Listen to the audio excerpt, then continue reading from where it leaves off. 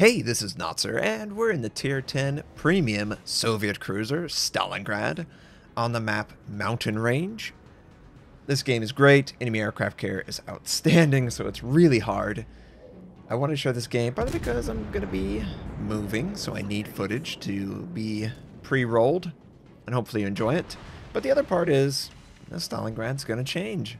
Apparently, Wargaming posted on the developer blog post in their Facebook page that they are going to try two versions. One version is going to drop the 32mm bow, go with 25, which is very typical of the Soviet cruiser line, and that would turn it into a more maneuvering, high-speed ship that stays at max range, very familiar to all the players, instead of this bow-on tanking that is a possibility because of 32mm.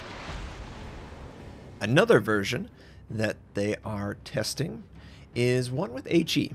Now, I don't really feel that one or the other is superior. It's you know, it could be an amalgamation of all these changes. I kind of like the AP shell to the point where, yeah, it's okay if people can angle against it. But then there's a part of me that doesn't, because when a player doesn't angle, they feel like, oh, it's overperforming. It's so good, because it is so good. The AP shell is really dominant. So, you know, I don't know. I am one of those players that I think I benefit more when I'm locked to a shell, regardless of how I feel about the shell. I think it forces me to look for a solution that is better than the one I see. Like, I could easily just fire freely on the Gorosokua first, and maybe I wouldn't go looking for a Des Moines and completely miss the shot. But there is a potential at a broadside, right?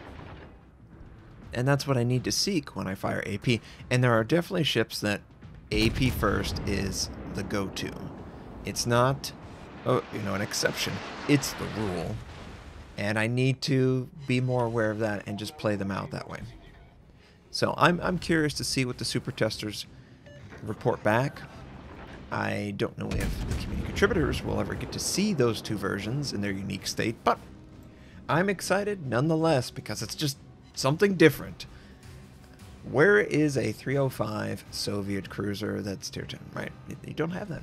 You do have the tier 9 in the Kronstadt. Now there is a risk that they would overlap too much if they made them too similar, and I hope that Wargaming doesn't do that, because it would be really weird to introduce two Soviet cruisers, tier 9 and tier 10, that play so similar in a premium state. Now, mainline, who cares? But premium, yeah, it kind of is weird.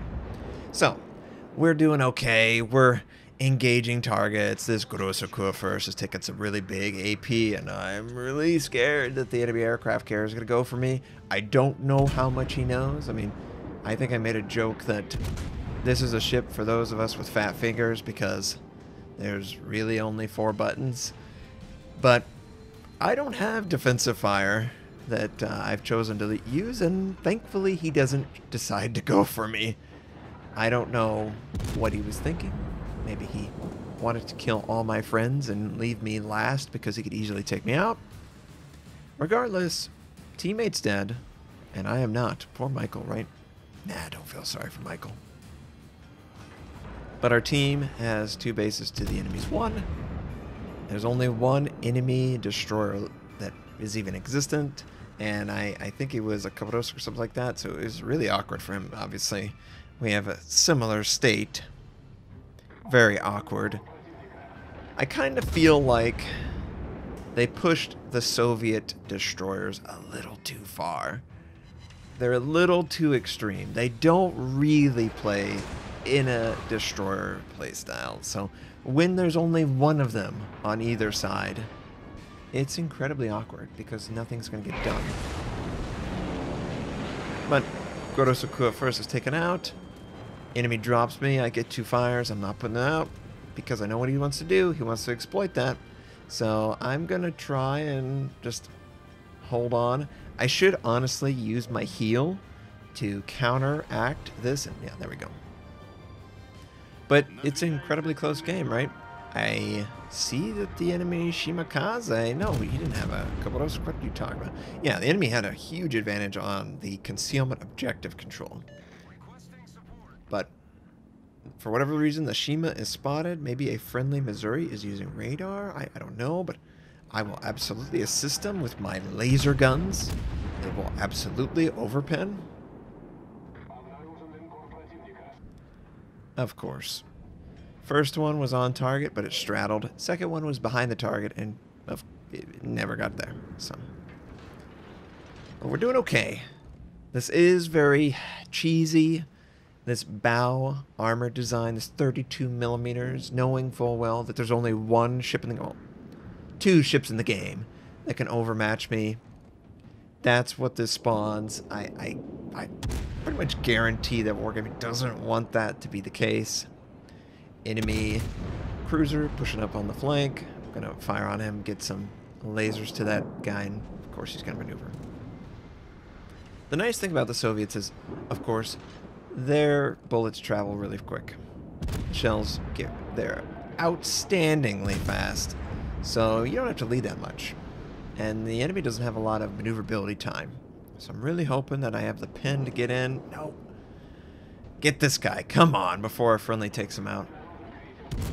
This should be the kill shot. It feels good. Shells are on track. I think I got him.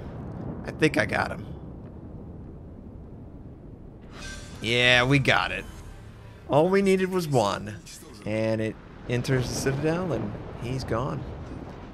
So, it's 4-4. We have 2 bases to their 1. Cyclone's taken hold.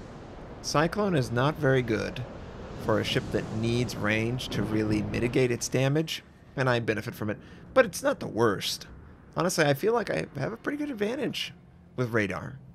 For anyone who doesn't know, radar allows you to spot targets that can't spot you. And ho!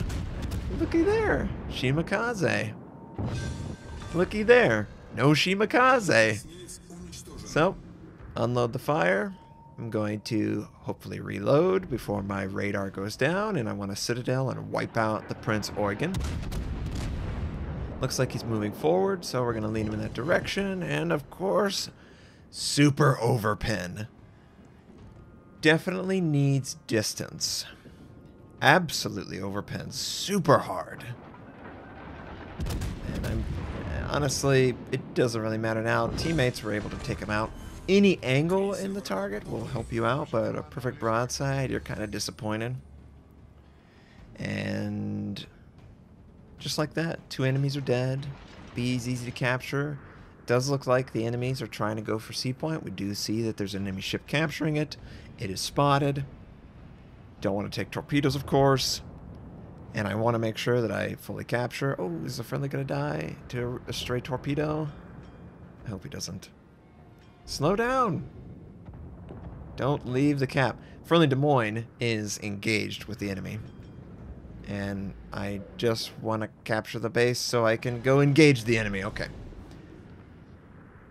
So once again, Stalingrad right now, 32mm bow. You really want to play this pretty much like a tank. Pretty much like any battleship. You want to present your front, and you want to focus down when they're broad. You know, it's funny that this plays so much like a battleship. Most battleships never switch off of AP. Most battleships just look for the broadside. It kind of feels stale and fresh at the same time because the shell, it's like a challenge to get the shell to pin. Oh, here we go, here we go. Elevate the gun a little bit. We got a Citadel. It actually stayed in the ship. It didn't overpin. If this was like 2 years ago, all of those overpins would absolutely be Citadels. It would just wipe them out. I had a Fuso video posted long ago where I did a ton of damage. So I'm going to try and angle to this enemy Des Moines. I don't know why he was firing HE there, but I'm not going to complain. And we got AP, of course. That's the only shell we have. Elevate the gun. Overpin. Hardcore overpin. Lots of overpin. You either overpin or you Citadel. That's really the only two states of the shell. And when he angles like that, it actually works in my favor. Yeah, see? There you go. It's incredibly weird. It's incredibly weird being 305. It really is too small to perfectly pin a super angle, but a slight angle is pretty good. And I use my radar to see that, oh crap, we've got a lot of enemies, and of course, he's still alive, and I'm not going to reload in time. And Yamato, he's definitely looking my way, but he can't see me because he doesn't have radar. So I'm just trying to, you know, get a little cheeky. Maybe I can get the Des Moines. He's right on the edge. If he comes around that island, I should be able to kill him. I'm thinking, should I present myself? Should I go bow on against these targets? Is that the right way to go? Oh, by the way, skin looks great. I love this skin. Des Moines uses his radar. Now that means that Des Moines is the only one that sees me for a confirmed shot, but I'm large enough that you could blind fire off of a friendly confirmation shell. So, for instance, if the Des Moines was visible to me, he hit a shell, Yamato sees the splash animation of it making contact, he could fire directly there. And oh, he's presenting a ton of sides, so I'm going to go for that special place deep in his heart. 22,000 damage. That's pretty good, but I think we could do better. A lot of that hit the water. So, angle as best I can. Not that it matters against Yamato. Go again for that location, and oh, hell yes! 32,000 damage. Enemy defeated. Stalingrad pretty good on the broadside. So, I like this game. My teammates were having one hell of a time with the enemy, and we ended up doing a ton of damage. So, I hope you enjoyed seeing the Stalingrad. Probably not going to be the final version. Hakuru, just so devastating. So devastating. He did such a great job for his team. He didn't let his team down. And yeah, well played, everyone. I hope you enjoyed seeing this. It ends up playing just like a battleship, which is really interesting. More so than any other Soviet cruiser. So I think Wargame is kind of, let's move away from that slightly with the super testing. We'll see what happens from that. But regardless, I hope you have a wonderful day, and I'll catch you next time.